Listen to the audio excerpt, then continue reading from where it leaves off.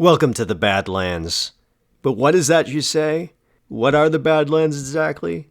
Well, I'm glad you asked, because Cross Badlands was a 100-issue anthology series set in the Crossed universe. The Crossed, of course, being humans infected with a virus that makes them want to hunt down, torture, and kill any survivors. Blood, guts, and gore. Viewer beware. Cross Badlands had behind it several different teams of writers and artists, each producing story arcs ranging from 3 to 7 issues in length. And today we'll be going over Of the World and Its Becoming, the first arc in the Cross Badlands series collected here in this fine volume. Right, so the story features the return of the creative team behind the original Crossed run, writer Garth, Ennis, and artist Jacen Burrows, so that's pretty cool. Based on the comments in the last video, you guys seem pretty split on covering the full story in these videos, or just half, so I'll continue to play it by ear. As it pertains to this story, arc in today's video, well, it's a mere 3 issues long, which is what I normally do, meaning we'll cover the full thing in this case. So if you want to avoid spoilers, go ahead and skip to the more formal review portion of the video. But enough meandering, let's begin. Our story opens with 3 men hanging out on the bank of a river somewhere in Scotland. 2 of them are bantering back and forth about the pros and cons of trying to catch fish with guns and grenades. They are the jokesters of the group, and their names are Rob and Alec. Not that it's extremely important or anything, though, I guess. The mostly quiet man who is with them is named Ian Cowley, and he is our main character. Ian is a silent type, who spends a lot of his time ruminating and reflecting. In fact, we spend a lot of the book following his various thoughts and flashbacks. In any case, the 3 men stop fucking around and return to the rest of the group they're with. Notable members include the likes of Anya, the sole woman in the group, who is pregnant by the way, and her older brother, Mark. There is also, most interestingly, among the crew, a heavily bandaged man claiming to be Prince Harry. Yes, that Prince Harry. Who's killing it in the UK? Everyone's gonna say UK. Allegedly, his bodyguards tried to rush him and his father, who is currently the King Charles III, by the way. They tried to rush him to a bunker, but their helicopter got swarmed and Harry booked it. The matter of his identity is never really cleared up, so it's up to you to decide if this guy was the genuine article or not, I guess. Anyway, 2 more people I will introduce now are Ricky, who is a paramedic, and Pat, who is a fat idiot. And finally, there's a guy named John, who is an all-around practical and dependable guy. That's a lot of names. I hope I didn't overwhelm you. So what is this motley crew up to? Well, it appears that at least some of them have been together for a while now, and have an annual routine. You see, in the summertime, they hang out in the mountains, where it is cooler, and in the wintertime, they move down south to scavenge. And scavenge they do. They have an extremely limited set of equipment, pretty much just what they find on farms and off of dead bodies. Right, this is a group of 9, but they have just 4 guns and the grenades Ian randomly found on a soldier one time. In any case, that night, as the group jokes around with Harry, Ian is assigned to be on watch, and he slips into a flashback about what happened to him at the beginning of the outbreak. And so it happened that Ian hid with his wife, Penny, in an attic for a week when shit hit the fan. They had already by that point seen enough carnage to know that they have to make their getaway at night and stay away from the main roads. Nevertheless, a group of Cross started tailing them, prompting them to start running. They emerged onto a highway which was already quite the spectacle of terror. In the midst of the chaos, Ian and Penny got separated, and here is where things took a definitive turn for the worst. Because a crossed woman driving a car does a drive-by next to Penny and chucks a baby at her from out the window. It splatters everywhere, and its blood splashes all over Penny's face. Such is the nature of the cross virus that coming into contact with contaminated fluids like that will infect a person too. So is the case with Penny, and she knew it. So she yelled at Ian to run before jumping in front of a speeding car, killing herself rather than becoming a monster. After experiencing what was the most harrowing moment of his life, Ian shuts down and just started walking rigidly in one direction. In a way, he was walking away from the reality of what just happened. And he realizes that, so he went back and collected what was left of his wife in order to bury her. And so he survived thus far. Ian wasn't especially tough. He didn't have any special skills that put him ahead, so to speak. He used to work in a bookshop. All he was smart, and he knew when to cut his losses. And it seems like that was enough to have made it so far. We cut back to the present as the group peers through a set of binoculars at a massive horde of Crossed. There are over 40 of them, which is way too many to fight. With their incredibly limited resources, they could only realistically take a third or so down before getting overwhelmed. But the conversation is suddenly cut short as someone looks over their shoulder and sees 3 Crossed scouting out ahead nearby. It was Pat's job to keep watch so this didn't happen, but he's a complete fucking dumbass whose transgression may have just cost them everything. And so everyone starts panicking.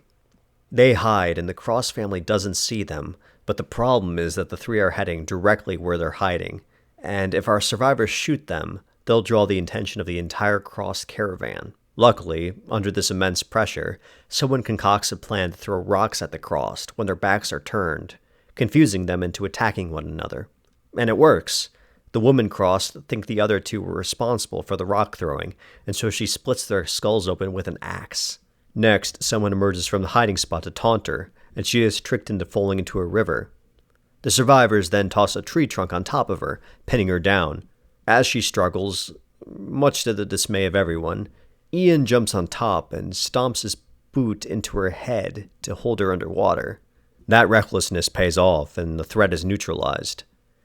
The issue ends with Ian thinking about how this was just a minor victory in a much larger war, a war mankind has already lost. He reasons that he and his group are incredibly unlikely to make it forever. It's just a matter of time, really. And even if they did, there would be no real generation of people to replace them. Ian doesn't even know why he chooses to keep going when there's really no rational reason to. It's just prolonging the inevitable. And there's no real joy or honor in that, at least not in the world of the Crossed. He imagines his wife looking down on him, smiling and playfully admonishing him for not even being able to fully commit to dying. We pick up a few weeks later as Pat is being confronted by the group after being caught stealing food. Jesus, look at the state of this absolute greaseball. Holy shit. Anyway, it turns out that the large Crossed horde from earlier has been stalking the survivor group, prompting them to move back into the mountains despite it being wintertime. They can't seem to shake them no matter what they do, but Pat's offense here may just be the thing they need to get far enough ahead. In other words, they're going to leave Pat behind for the Cross to play with. They don't have the rope to waste on tying Pat up, though, so they use a pocket knife to slit his Achilles tendons, kind of like that one scene in Hostel.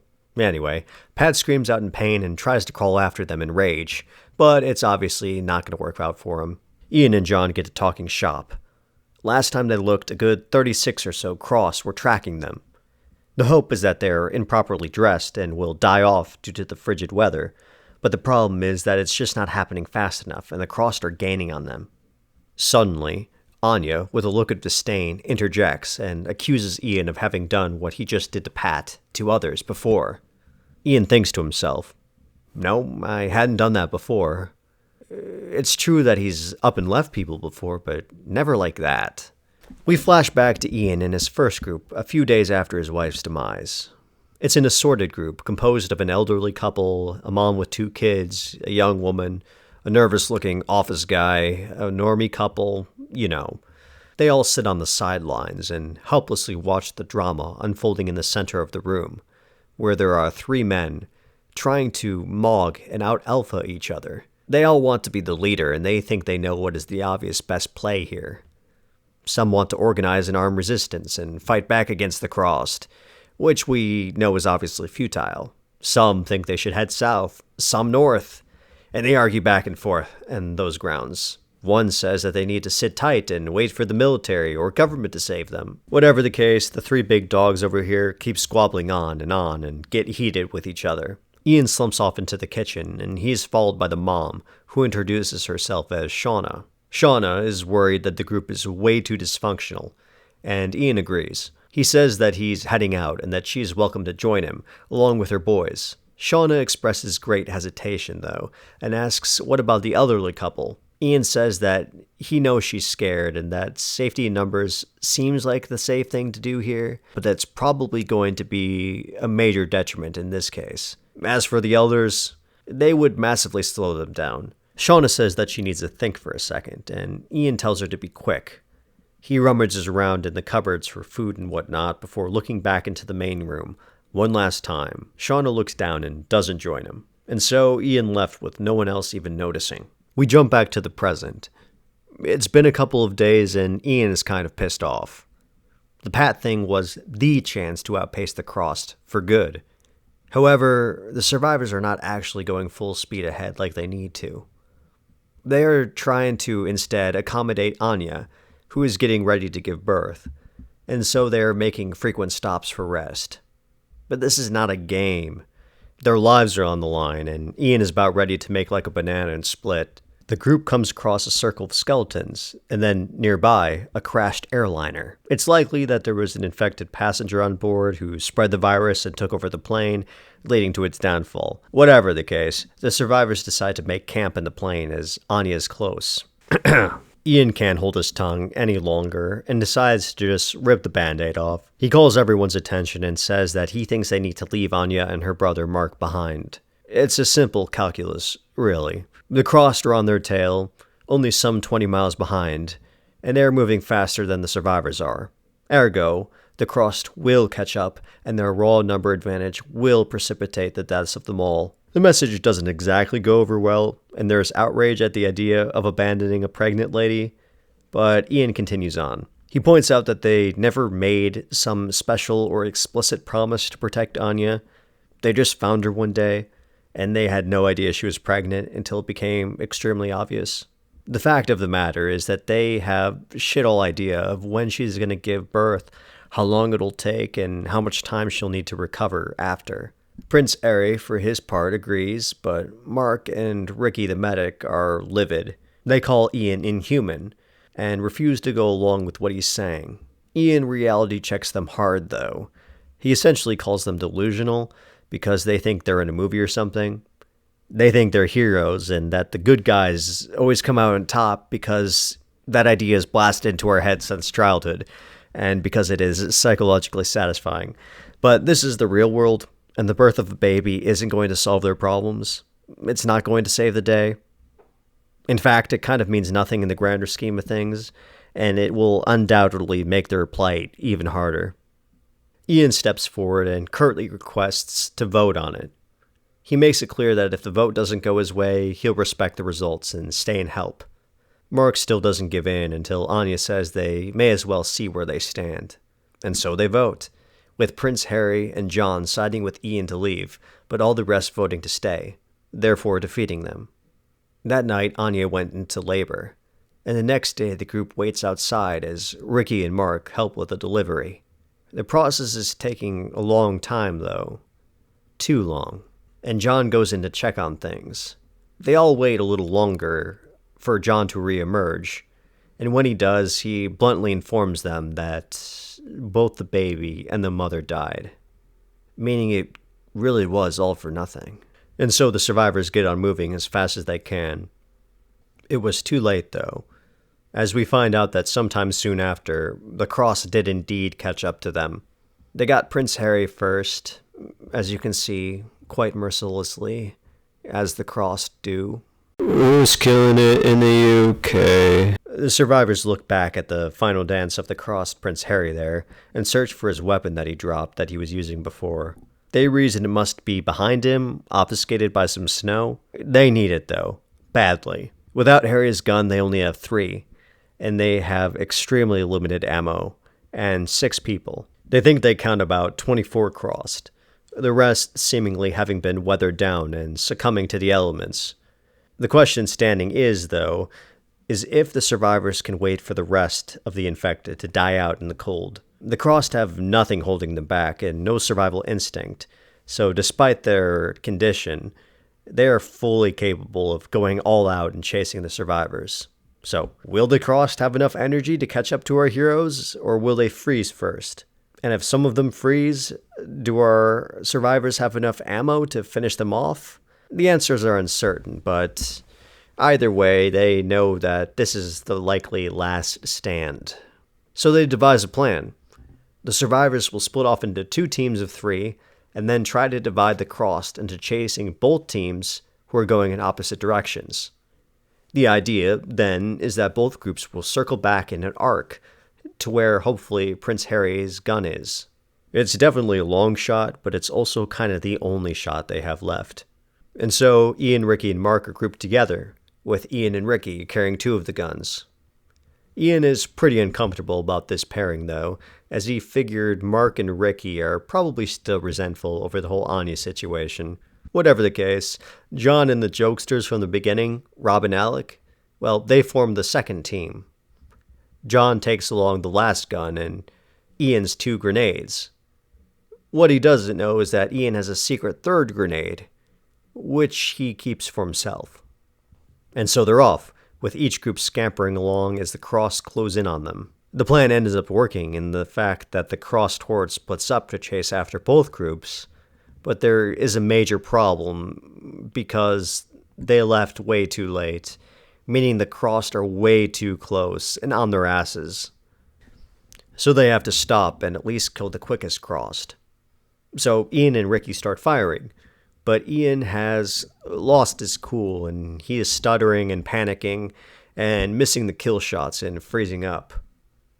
Despite this, Ricky manages to put away the Crossed closest to them, but they look back and see even more infected, sprinting toward them, one of which who is wearing Pat's facial skin. Suddenly, though, the ledge Ricky was standing on collapses, and he falls into a little pit, and most of the Crossed jump after him. Ricky tells Ian to run, and as he does, he hears in the distance the sound of the 2 grenades going off. Ian catches up to Mark, and they get far enough away from the Crossed to take cover. They can see the rest of the infected heading in their general direction, but they're not running, which signals they don't exactly know where they are. That advantage rapidly withers away, though, because Mark sees something that greatly upsets him. Through the binoculars, he sees a Crossed guy carrying the naked corpse of his sister. They dug Anya up, you see. Mark completely loses his shit and stands up and starts yelling at the Crossed for what they've done to her. Mark then pulls the gun out of Ian's hand and blames him for his sister's death before shooting at his head. Luckily for Ian, the bullet just 45s him, grazing his face and taking part off his ear. Ian floors it, running as fast as he can, away and shouting back to Mark to shoot himself while he still can. It's too late for Mark, though. He gets got. The Crossed, suffocate him. After a quick and desperate search, Ian manages to find Harry's gun, and so he starts firing. Unfortunately, though, he runs out of ammo, and he has to rush back to the prince's body to recover another half mag.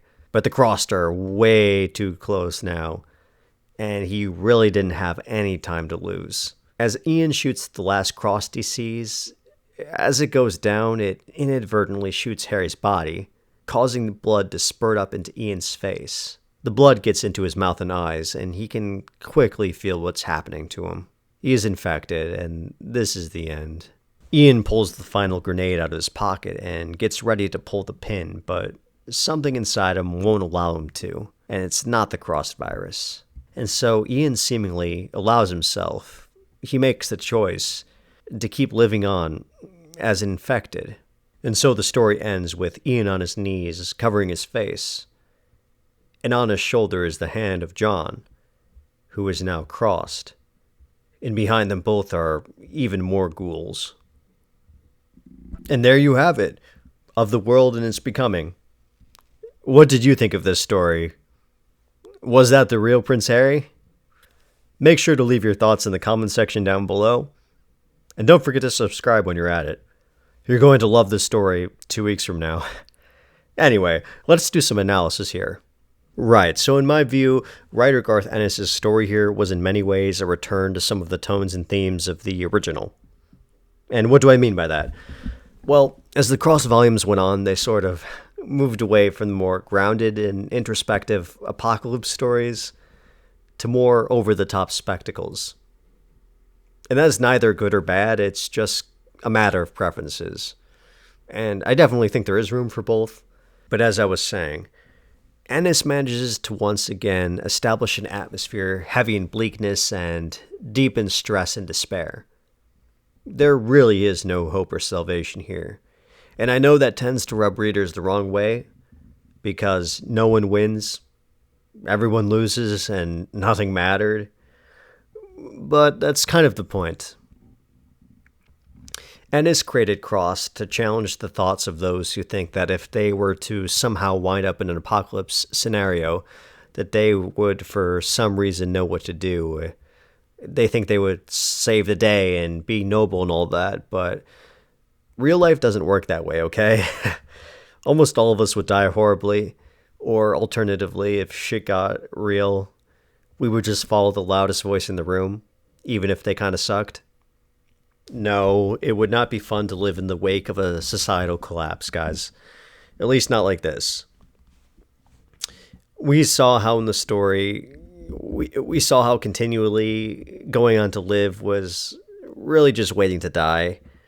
And even so, the quality of life here leaves much to be desired, to say the least. I mean, are you really alive? How much of your humanity do you lose living a life like in the story? I mean, would you have left a pregnant woman behind to further your own chances of survival? I suppose the answers to questions like that and to others about the purpose of life in a world like the Crossed, well, I suppose they ultimately depend on you. And if you think there are certain principles or truths that are higher than life itself. In other words, is there ever anything worth dying for? Like I said, I guess I'll ultimately leave it up to you. But what did I think of the story itself? Well, I think it was way too short, potentially to its detriment in a way. Right, so I think the Badlands concept was brought into existence because writers were having trouble coming up with enough material for a full miniseries. But I think the opposite is the case with Ennis. I think 3 issues was just too short to get to know all the characters of the story.